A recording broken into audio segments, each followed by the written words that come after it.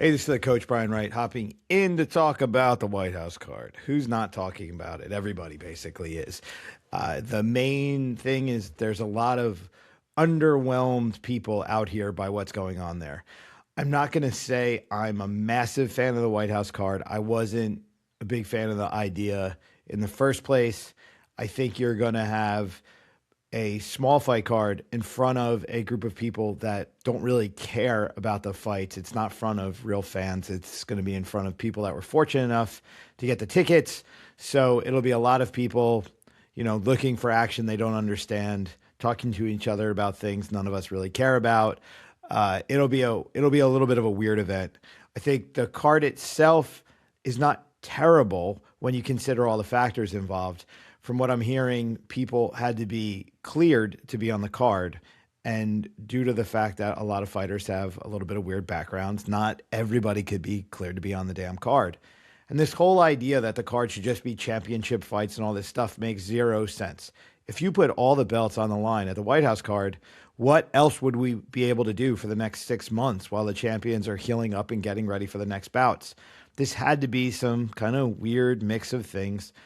And then you have the commentators coming out and saying things like Ronda Rousey was available, Conor McGregor's available, John Jones is available. And in that regard, I'm looking at this entire situation and the level of out of touch by a guy like Brendan Schaub, who said that, is that you're talking about the past.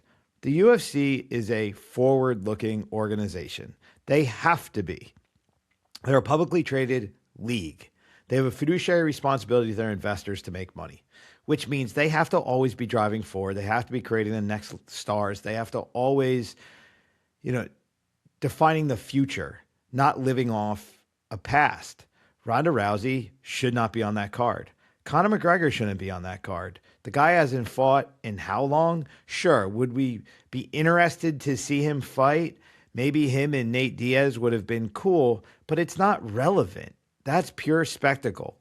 I guess this card is more spectacle than anything, but this is the identity crisis that the UFC is in right now. Since the Paramount deal, the fighters are forgetting that it's a league.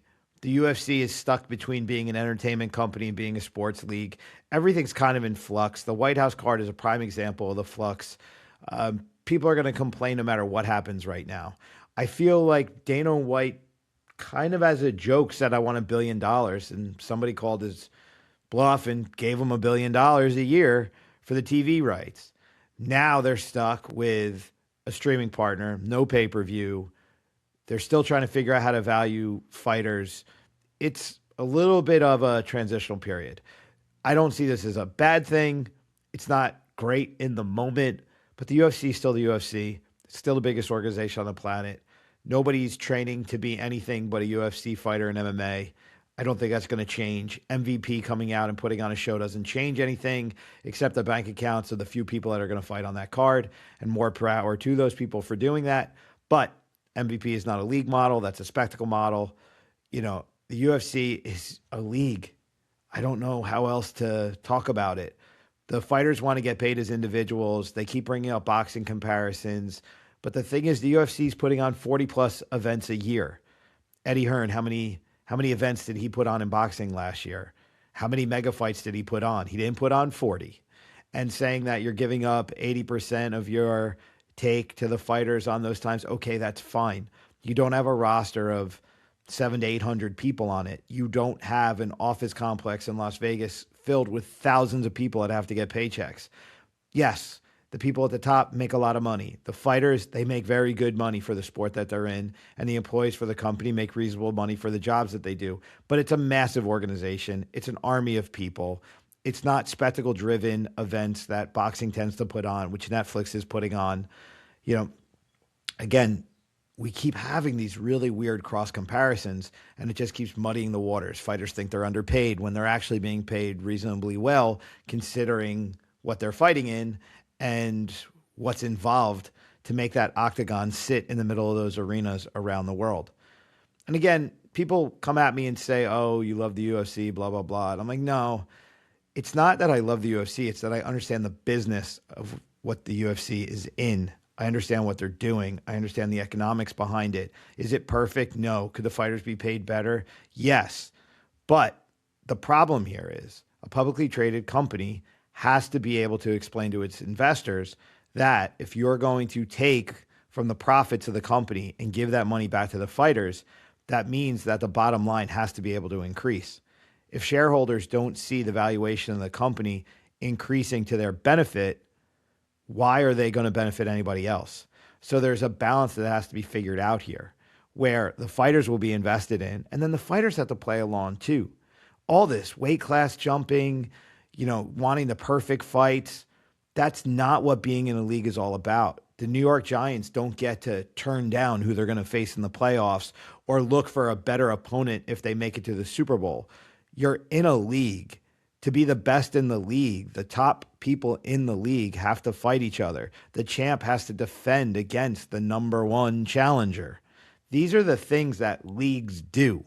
And if the UFC is going to be a league, it has to perform a little bit more like that. And then it can structure the money a little bit better. It can profit share on everything at all levels.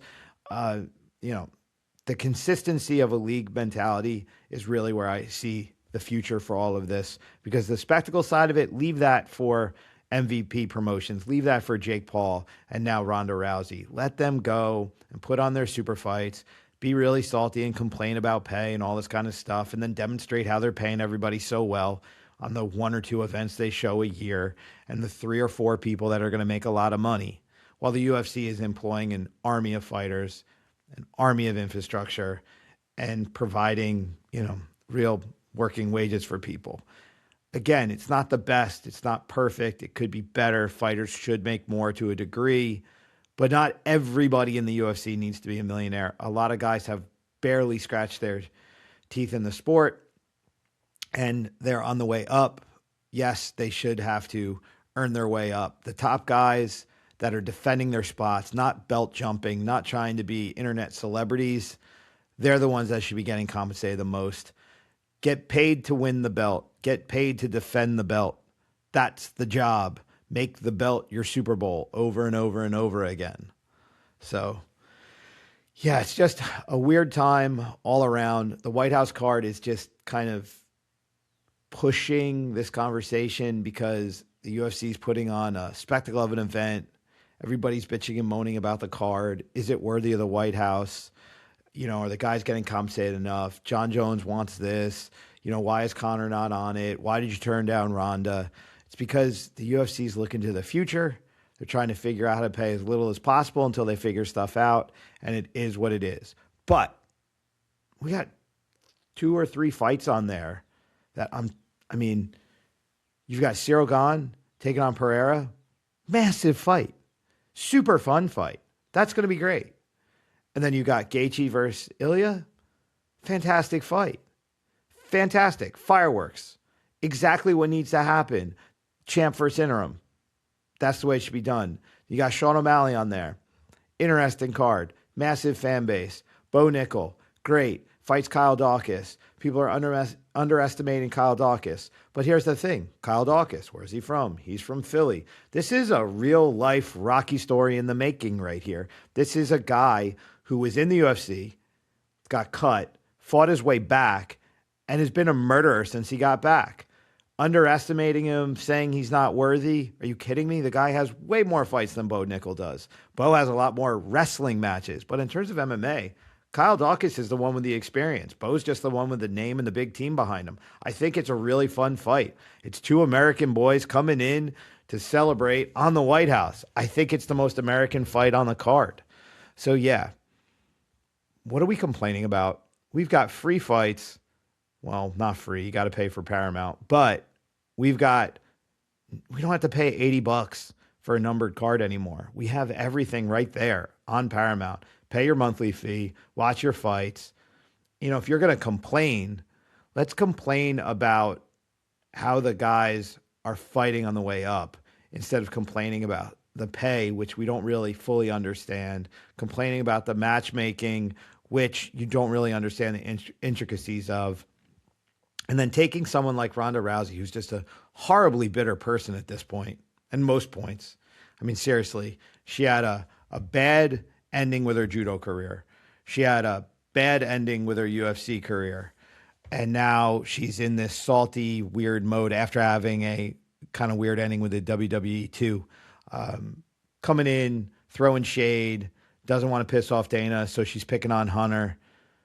Trust me, I don't think any of us want Hunter's job. Hunter Campbell has to deal with the managers. He has to deal with the fighters to try and get the fights done that are going to help the company move forward. It's a terrible job. And if people are complaining that he plays hardball, I don't really have a personal opinion about the man. I'm just saying, knowing what that position is, I don't think anybody's going to have a good opinion of him because he's the guy that's going to give you the fight you don't want, and he's not going to give you the money that you're looking for because that's his job. He's protecting the company. It is what it is. Dana has Hunter to insulate himself now, so Ronda doesn't dump on him. She dumps on Hunter. So, yeah, it's just crazy times. So, again, this is Brian Wright. I'm the coach. It's not that bad, guys. Fights are more affordable than they've ever been. The guys that we want to see fight are actually starting to fight. The changing of the guard has happened. There's a new generation of guys coming up. Paramount is doing a very good job at giving us more of the entertainment that we lost when we went from Spike to Fox to ESPN. We're getting better storytelling. We're getting a lot of better things. It's just it happened really quickly, and the company has to adjust. So I'm curious to see how they adjust. I'm optimistic about the adjustments because at the end of the day, they just want to make more money and they want to put out a better product to do it. That's it. I don't think anyone's coming in here going, hey, we got our money, let's screw it up. I think they're looking at it now going, we got 1.1 billion a year for the next whatever years. How are we going to get it up? And just to put some perspective on this, think about this. The 1.1 billion a year that the UFC has, that is a low level amount of money compared to what the stick and ball sports get. The NFL, the NBA, MLB, NHL, they're talking about $6 to $10 billion a year. And European football, that's a whole nother thing. I don't even know the metrics, but those are tens of billions of dollars a year per club. So UFC, as big as it is, as large as the conversation we're having, is still very small when compared to the juggernauts that are most of these other leagues. So I think we should be fortunate that we got to this point. I think we should kind of be happy that we're even having this argument where we're talking about fighter pay, because 15 years ago, we weren't even contemplating the possibility of the pay scale that guys are getting today. And all those mythical numbers about guys getting paid and endorsements and different stuff, nobody was making money in 2000, 2005, 2010, 2015 like guys are making today. The superstars today are making life-changing money. The guys back then made life-changing money, but appropriate to the scale of that time. But yeah, the big names are making the big bucks. So let's not pretend these poor people are not getting paid enough. All right, this is Brian Wright. I'm done complaining. Peace.